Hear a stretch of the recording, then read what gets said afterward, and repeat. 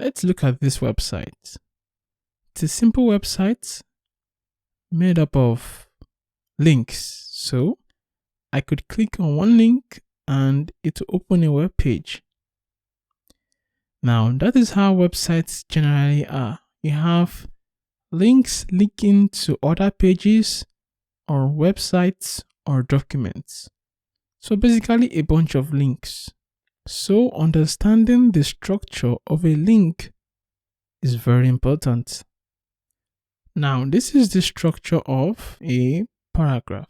Now, let's imagine that I want the web development portion of this text to be a link such that I can click on it.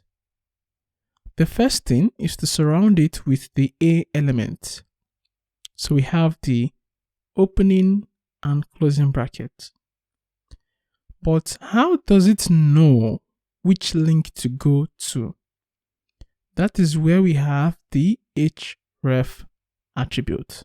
So in the href attribute, we would include the link it should go to when it is clicked. This is how it will look finally. We have the external paragraph element.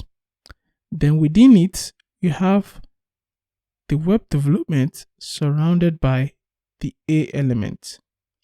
Now, what will happen is you will see a text like this, and the web development portion will be clickable, such that when you click it, it will go to the link specified in the href attribute. And that's how links work. Now, this is just the concept. We're going to go into the practical.